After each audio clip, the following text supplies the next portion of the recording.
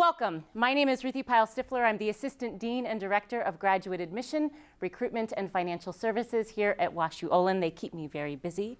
And it's a pleasure to welcome you to campus. So thank you for taking time out of your day to come and learn a little bit about a work-life balance event and how that really fits in with an executive MBA program.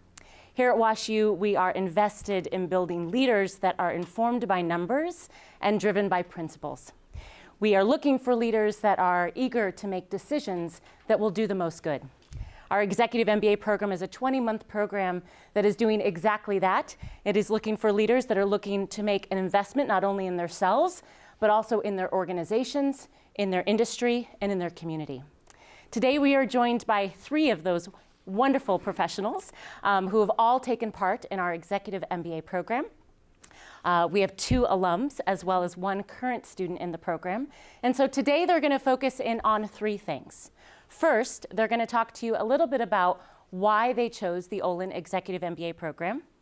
Number 2, they're going to talk to you a little bit about how they balanced a challenging work schedule, also a rigorous curriculum here at WashU, and of course, how they made time for their loved ones. Last, they're going to talk to you a little bit about the return on investment. What did they get out of this program? What did they really see as being some of the highlights and some of the key experiences that they've taken out of this experience and applied into their career? And for the individual that is currently going through the program, potentially what she's taking out of this experience and immediately applying into her work experience. So without further ado, let's introduce our alums and our current students. So we've got Sharon. Sharon Deans is our Chief Medical Director of Home State Health Plan. We have Michael Early, who is the Senior Managing Director and Head of Information Technology at Build-A-Bear Workshop. And April Powell, who is the General Manager of Bon Appetit Management Company. We've used you quite a bit on campus, so always a pleasure. So without further ado, I'm going to pass it to Sharon, and she's going to kick us off. Thank you very much. So my name is Sharon Deans. I'm Chief Medical Director at Home State Health. The accent is from New York. Everybody picks on that very quickly. I've been here in St. Louis for about a year. I am a medical doctor. I am an obstetrician gynecologist by training. I was at the bedside for 25 years in clinical medicine, and about 6 years ago I decided I needed to cross over to what they call the dark side to see if I could be part of the solutions, because as we all know, our healthcare spending is astronomical and it's not sustainable. And so there's a lot of changes that need to be made. I think probably the most profound one is getting doctors to function in teams rather than autonomously.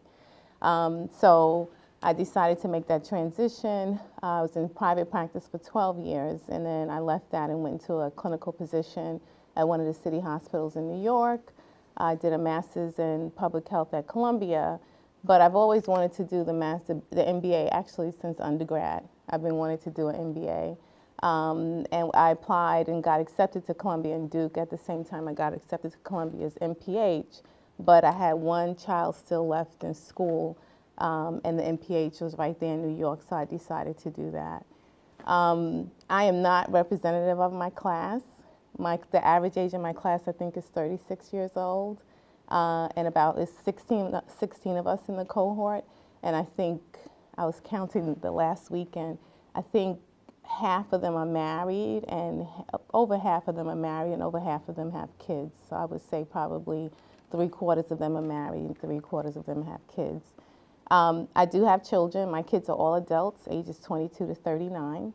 So I'm kind of the reverse of them. I went through medical school with a young child, medical school and residency training. And it's a balancing act. And even when I chose to go back to school for public health, I had 1 still in high school, which anybody that has a teenage daughter, this is intense. And so I needed to be in her face. So trying to balance that time and leaving work and going to the library to study until midnight to try to understand statistics a little bit better. You make these choices, and I think you have to be present. The time that you're present, you have to be fully present. I was in a meeting earlier today, and a very complex, complex subject, and I said, well, I am fully in the room. I'm here present with you despite all a million other things we have to think about, and I have my big ears on. I'm trying to hear what you're saying. And so I think compartmentalizing is probably a big part of it. Managing your time, I think, is extremely important as well. I go home in the evening. I try to study a good 3 to 4 hours because it's just me. But last night I was at work until 9 o'clock. I was a vegetable by the time I got home. So I'll be doing a lot of work on Saturday and Sunday. But what I like is that the work is relevant. Even though I have, a medical background and I have the master's in public health, which is tremendous, the business side, it gives me a different vantage point and a different seat at the table. I've been involved with the budgeting and reporting on the budgeting my entire career, when I ran my practice, and then my entire career in the managed care setting. But it brings you a different level of understanding, a deeper dive on how things are done. I've always been very metric oriented, but it does bring me a different depth to the metrics. I mean, the business analytics that we did, which is probably the first really, really difficult course. I was able to look at data a little bit differently and send people back to give me different cuts at things because of what I was learning. So it's readily applicable. I think it's a tremendous investment in time. I think, I landed here in St. Louis and it was like the stars aligned. I learned about this program and I was like, that's a no-brainer. So that's the beginning of it for me. Sir, Mike Early, Build-A-Bear Workshop. I've been there in an IT role for about 5 years now. Interestingly enough, my background's almost entirely business side, strategic planning, finance, those types of roles, and I'll get to that in a minute and why that's relevant to what this discussion is. But like Sharon, I started the program roughly a year or so after I moved to St. Louis. I was lucky enough that I was working for a famous bar at that point in time, which used to be a May Company division, now Macy's. But our chairman had gone through the program, and he was in one of the first 2 cohorts, a guy named John Danahy, absolutely fantastic guy. And as I was just working with him and working on some projects, he encouraged me to come explore this. And I'd always wanted to go get my MBA. And it was one of those things that was, I'm going to do that at some point in time. With his encouragements, then it was a much more urgent type matter at that point, right? He made it clear it was pretty important to my career, at least at May Company, if I wanted to continue to get that grounding. And I looked at other programs as well, but ultimately, his recommendation, the fact that I could still work full-time and do this together was huge. I wasn't in a position where I could take off 2 years and not work at all. All those things kind of came together in a great way for me. Interestingly enough, the work-life balance conversation will be interesting as well. At the time I started the program, my wife was a year into getting her doctorate, and we had a 5-year-old and a 1-year-old. So I've got maybe some unique viewpoints on how do you manage time and still spend it with your family as you go through the program. Fundamentally, I spend a lot of my free time studying and not a lot of my free time doing other stuff. I think if you talk about work-life balance, my perspective was the life part was me getting this education, and that's what I was going to focus the time on. It wasn't realistic for me to expect that I was going to work 40 hours a week or less than 40 hours a week and do this the rest of the time, and that was it. It was definitely an investment in time for me, and I think to get everything out of it, you need to commit that and make sure you're spending that time. But I think the influence on my career, subsequent to finishing, has been actually pretty great. And it's funny, I was reflecting the other day on what did I pick up the most here, and I don't remember a lot of the particular maybe techniques I learned or what I learned in a marketing class or what I learned in a stats class, but I think what's benefited me the most is because of the way the cohorts work and because of the way you work on projects together and the way you go through case studies, I learned how to work really effectively in a group and make sure that everybody is given their relevant contribution and leveraging that to the greatest extent possible and creating some answer or coming up with a solution that's better than what I would have been able to come up with by myself. So that's part one. And part two is it really just teaches you to ask questions in a different way, and you're able to self-educate from then on a lot more. I said I'd moved around a couple different roles. I've worked in a strategic planning role and a technology role. I did accounting for a year or two as a grounding in finance. The reason I was able to do that is because I was able to develop that mindset of how do you really quickly get up to speed on a subject How do you get with the experts? How do you learn everything you can from them? And how do you think about problems differently in order to come to solutions? So I am EMBA 2017, proud EMBA 47. So this is pretty fresh for me, but one of the things that I really looked at in an MBA program is obviously how is it going to fit with my life. I knew that what I wanted to achieve by earning an MBA was really to sort of strengthen all of the foundation that I currently had and formalize that, and really get a foundation that made sense not just to me but to everybody else. My career path was pretty zigzaggy, all in the same kinds of areas but not the same industry. So I spent a lot of my time in marketing communications, but did that in the casino industry, in the media industry, and now in food and beverage. So it was confusing to people. What do you do with April Powell? And my answer is promote her because she's amazing. But I really needed to find a way to make my experience make sense to people, because I knew that what I wanted to do was to grow. So as I looked at MBA programs, I looked at what was going to give me that opportunity, and what was going to be able to be the best fit for my life. But one of the other things I looked at is what access did that program provide me. And I think one of the reasons why I chose Olin is because there is an unbelievable network of alums that you get paired up with. And they said it the first day, and I'm not really quite sure that I believed it, but when you call another Olin alum, they answer the phone. When you connect with them on LinkedIn, it's not just, oh, hey, thanks for connecting. They're reaching out, hey, do you want to grab a cup of coffee? I want to learn more about why you wanted to connect or who you are. And I think that that's invaluable when you're in a growth space, when you're looking to change careers or you're looking to find the next step in your career. And Olin really offered that in a meaningful way, which is why I decided to make this my academic home. As far as work-life balance goes, yeah, I did it all wrong. So I had a 1-year-old at the time that I came into the program. And midway through the program, I started growing another person, and which was a challenge. So I missed our China residency, but I made that up a little bit later. So time was a huge factor in my world, and not just getting through the program, but actually feeling like I was becoming accomplished and learning something. I really had, I think, the advantage of having 2 little kids. It made sense for me because I was awake anyway, so I might as well do something. How to really utilize that time to not just feed little people, but also maybe read something that Sam Chun had put in our face to do. So I tell everybody that's considering this program, you will earn the MBA, you will walk across the stage, and the diploma will be in your name. It is your entire family's MBA. Because they're the ones that are going to have to help navigate the time. And if you have children, who's picking up the lion's share of picking up kids and doing things, or just those date nights are going to go on hold a little bit, or they're going to be a little bit different.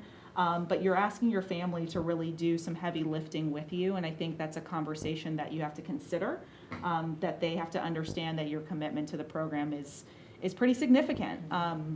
And you're juggling not only that commitment, but the commitment of your teammates' families, and their expectations. So it's definitely something that you want to bring your family into. There's also a lot of support. Our class was really good about creating those opportunities for families to have support outside of us. So, setting up families to have play dates, or just setting up spouse event sessions.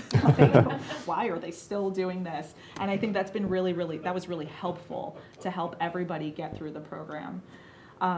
So I would encourage everybody in this room to consider that as a benefit, that's really something that's considered in this process.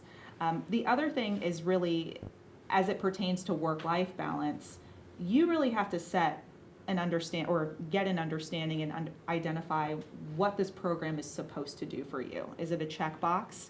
Is it an achievement experience, or is it a learning experience? And I think that helps you navigate how you use your time. There are some people who it's an achievement experience. I'm going to check the box and I'm just going to grind it out, and that is totally fine. But if you don't get that out on the table ahead of time, especially at that first team meeting, you're going to have some frustrations with the pace of the program and with how much time you're going to allocate to your study time, and how, this sounds terrible to say, but how well do you really want to do? Are you trying to be the high pass person all the time because it looks great?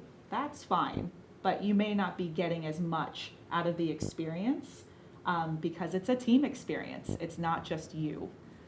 Your team is working toward a grade, or your team is working toward achieving something. So, I think by getting on that same page with your team, it really makes the work-life balance conversation much easier.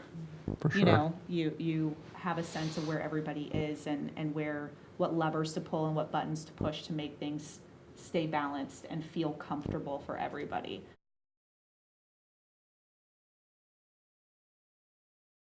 So I think the whole team structure is kind of your first foray or a solidification of your people management skills.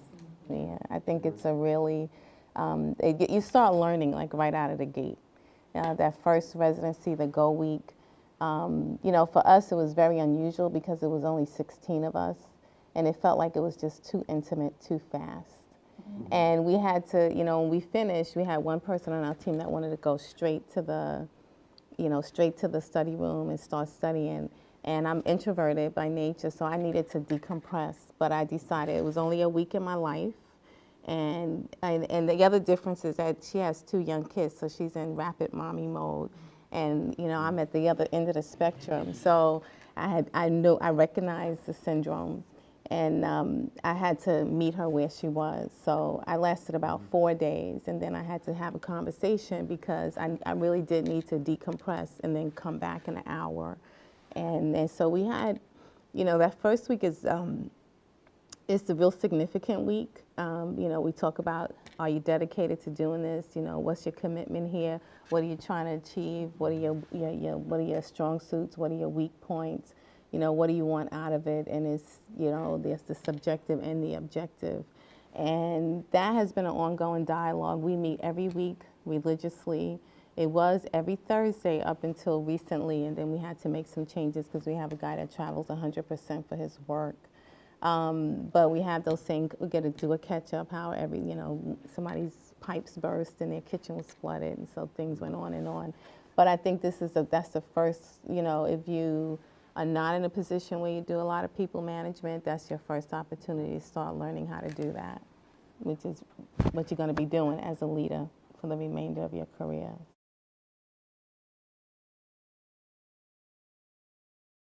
We learned several different ways that you can different tools to look at analytics. And it actually wasn't until we got to the more complex tool that it kicked in for me, because there was data that I look at every single day, and I kept sending them back. I'm like, no, this is not quite what I'm looking for. So it helped me understand what I was trying to get them to give me when I sent it back to our analytic team. It helped, and then it also helped me, because I always ask, well, who validated this? Did we do an end-to-end run, and who validated it, and how did you validate it?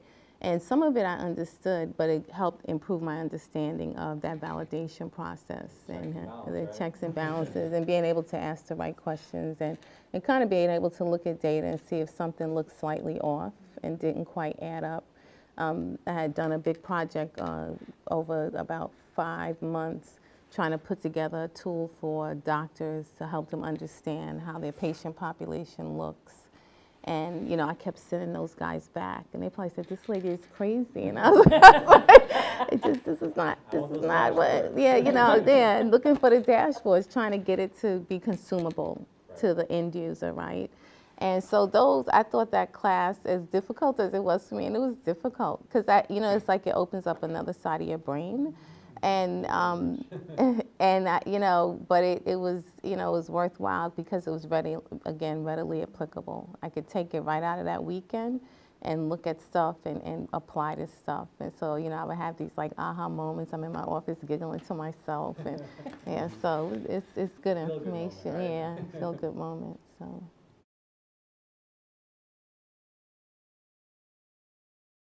And again, it goes back to kind of that whole idea of it teaches you how to maybe think about things a little bit differently.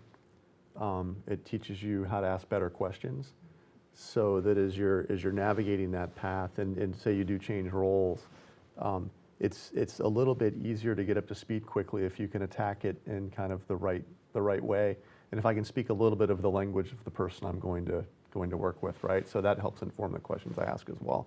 So I think that was the primary push for me. I would not have felt comfortable. I was mostly on the finance side when I started this. I would not have necessarily felt comfortable going up and having a detailed conversation about our marketing plan before I learned some basics here, and then could drive from there. So that part was important. But again, it's more, how do I think about things differently? How do I think about a business problem? How do I bring a group together and get them cohesive enough that I can go solve a problem quickly and get to the crux of what's going on? Those are the things that I think you can leverage across any industry, and those are the things I think that as you're making that transition later on, that's what you talk about and try and sell as you're looking for the next role, right? As you're looking to make that move, is here's how I speak your language, here's what I can do, and part of that's informed by what you would learn here.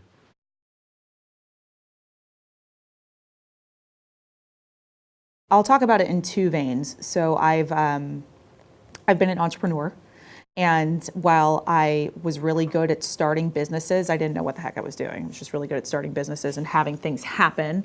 And the success or failure of those businesses didn't really make a lot of sense to me because I couldn't understand the whys behind the mechanics of my own business. So our program, and I'm not sure how structure has changed, so I may be speaking a little bit out of turn as far as what you would experience in your program, but we had a really strong entrepreneurial vein to our MBA program.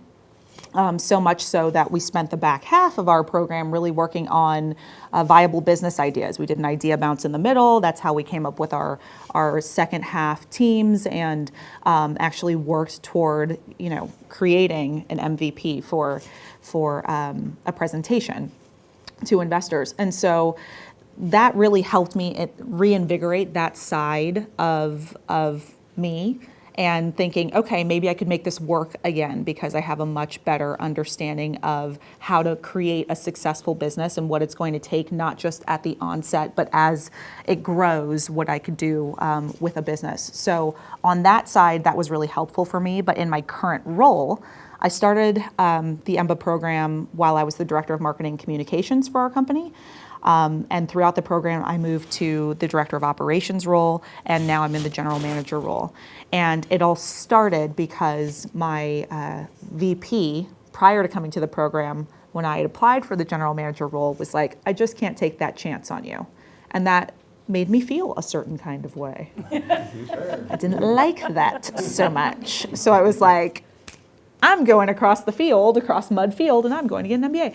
So, you know, I think what it really helped me, how it helped me grow, was to understand that declination, and helped me to stop kind of drinking my own Kool-Aid, or to stop, drinking my own Kool-Aid, and understanding where I really was deficient as the leader that they were looking for. It helped me understand how I could be an intrapreneur within our business, which is pretty finite, but how I could be innovative and be a little bit more entrepreneurial within the structure that we had.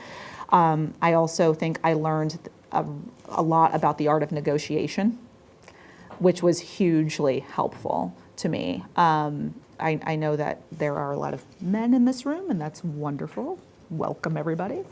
But I think that's something that in business in general, women still struggle with, and not having that understanding of how to really advocate for myself and what I bring to the table, and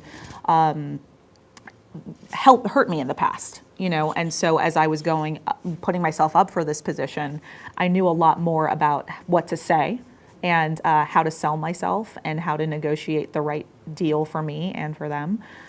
So those are the pieces that really helped me to grow.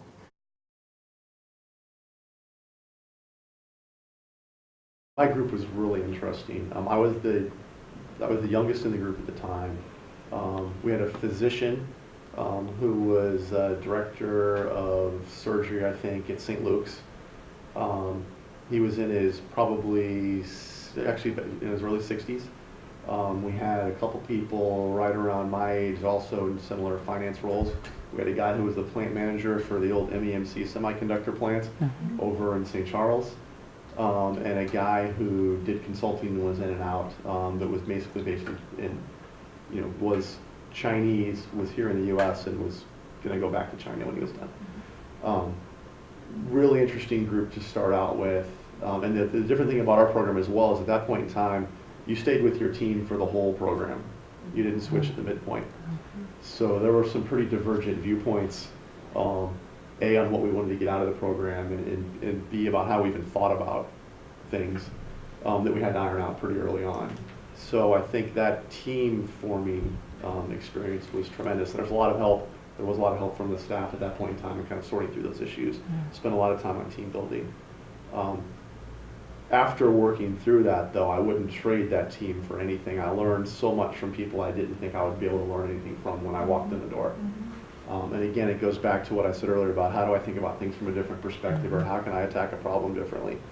That's great stuff to get to witness firsthand as you pound through these business cases, time and again under high pressure, because it's either got a deadline or you've got a million other things going on or whatever else the case might be. We really quickly had to learn how to be a cohesive team that could do stuff quick, because we all had other stuff we had to do as well. So that was the biggest benefit I think I got out of the whole thing. So for me, in our class there's one other physician. There are 4 ex-military guys in the class, which has been very refreshing for me. One is on my team.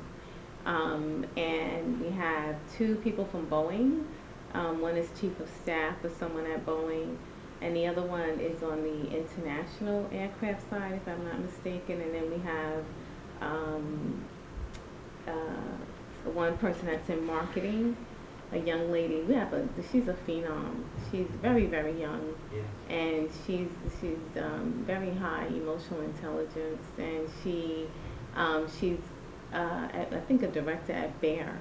And has been part of the Monsanto-Bayer merger. I'm trying to visualize everybody. A pharmacist, and another young lady, oh my God, where does she work? She's an engineer by training, I do recall that. But in my personal group, I have one of the young men, he's an ex-Marine. I have the young lady who's chief of staff at Boeing. And then I have, Ben, yeah. So Ben is in a business with his dad. They do high-level consulting on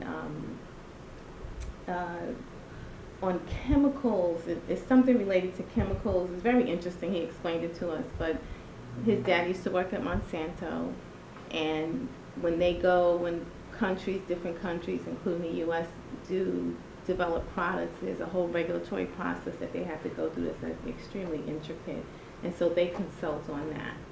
So his dad has hired other ex-Monsanto engineers, and they all go around the world actually consulting on this regulatory process for chemicals basically related to farming, if I'm not mistaken.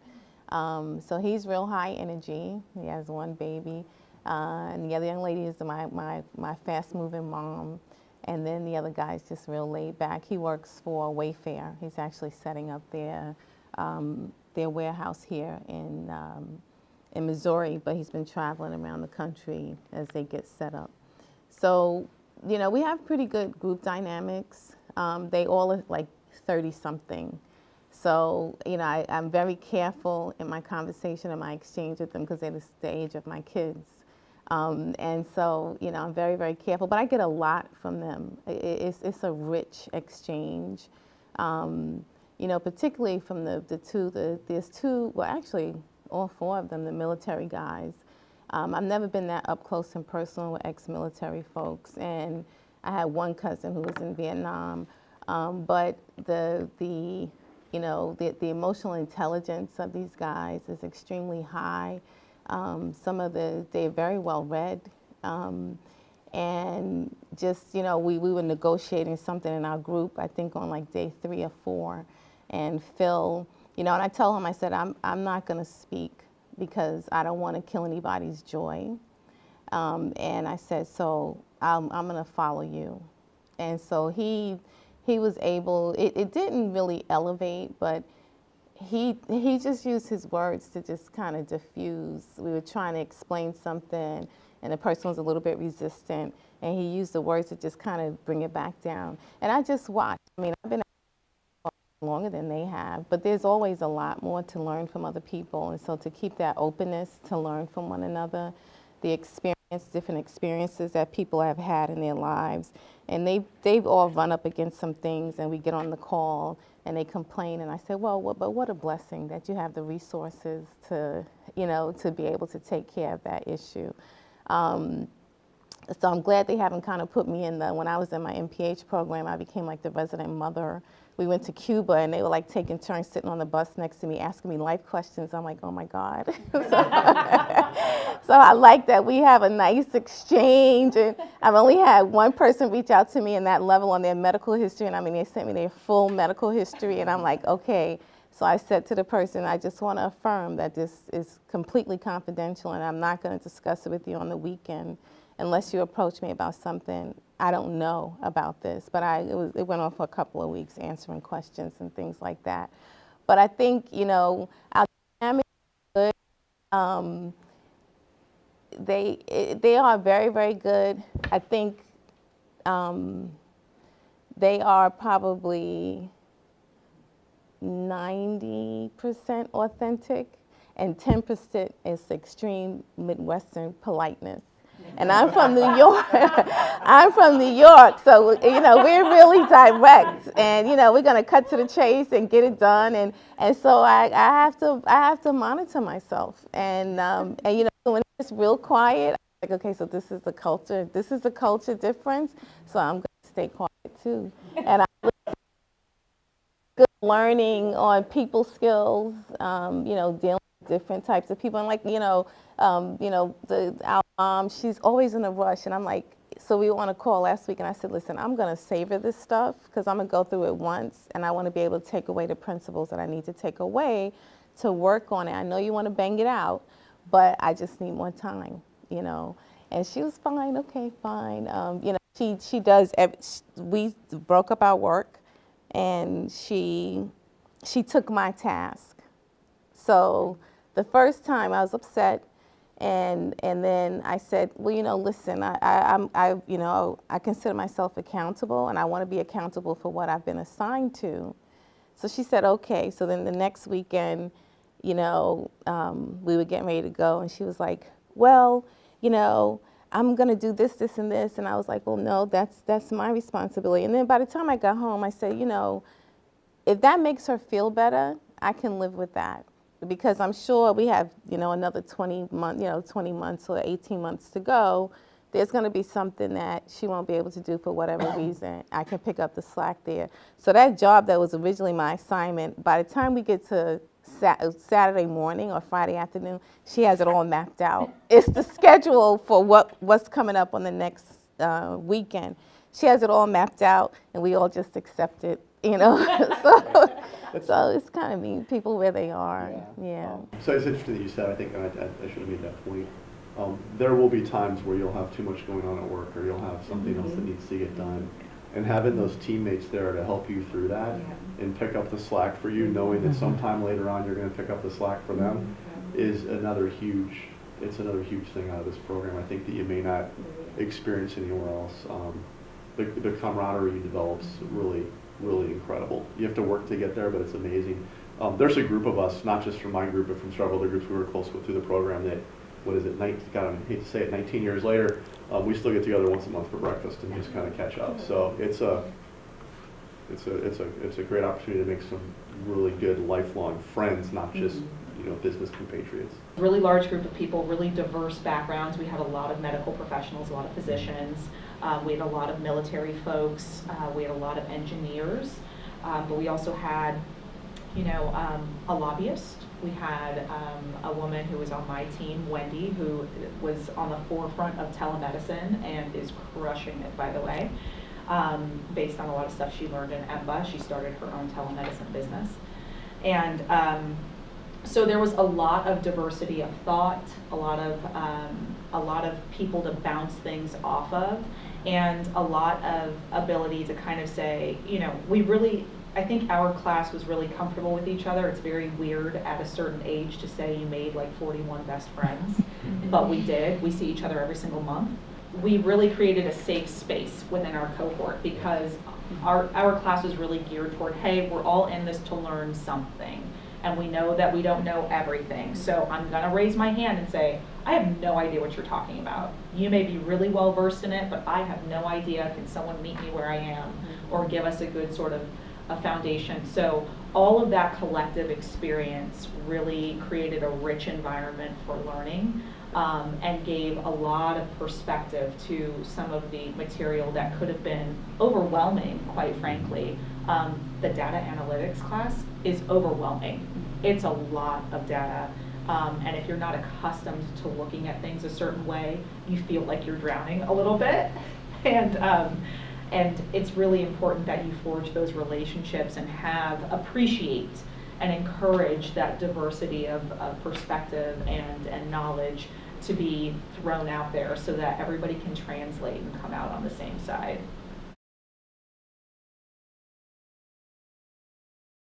I think the right time is whenever. I think that as long as you're committed to doing it and learning, you can figure out how to make it all work. Again, my wife was in grad school, getting her getting a doctorate in clinical psychology, had a 1-year-old, had a 5-year-old. I was doing this. I was working full time. That's not that hard to manage through if you plan through it and think about it, and you form that same, we talked about a little bit about the relationship you form with your team and getting responsibilities ironed out and who covers for who and when do they do it. As April said earlier, you got to do the same thing with your family, with your spouse, whatever the case is. But if you want to do it, I promise you can figure out how to make it work. Yeah, So. my phrase is let go of the ledge. Just let go of the ledge. If you're going to do it, do it. I think when you have little kids and you're trying to wait for them to get to this state, they have milestones forever and ever and ever. Right. And then they have kids and their kids have milestones, which I have to hear about in the morning while I'm trying to get dressed. So, I think just let go of the ledge, make the investment in yourself. People say, what's the ROI? If I never change jobs, the knowledge that I gain from it, that gives me my seat at the table that's solid. I'm speaking the language of business. It's worth the investment. The time's now. Do it now. Like if you're thinking about doing it, it's the same as this sort of let go of the ledge. I mean, I contemplated an MBA for so long, or what I feel is a long time, and it was never the right time. It was always, oh, well, I'm getting ready to do this, or I'm getting ready to get married, or I'm getting ready to have a kid. Now I have a kid. It's just never going to feel, you're never going to have that complete, unadulterated time to focus solely on just one thing. You don't think about anything else in your life that way. And this is a huge commitment, but if you commit to it and on the front end, it's finite, it's 20 months. 20 months is going to go by either way. So do you want to come out of it with an MBA, or do you want to come out of it wondering if you should get an MBA, which you already want? So if you're able to really understand what are the key things in my life that are important to me, and then how do I share this story with those people or with that time, to help them support me through this process, you can still have it all, just it might be different throughout the process of this. I didn't let go of really anything that was important to me. I just adjusted the way that I interacted with it. I would argue that if you do have young kids, having them see you buckle down studying isn't the worst thing from a role model standpoint. To contrast my two kids, so my daughter was 5 and 6 as we were going through the program and watching my wife and I study. She has she's like 22 now, 23. She has a very high level of interest in academia and learning. Well, thank you very, very much. Please help me give them a round of applause. Thank you. Thank you guys very much.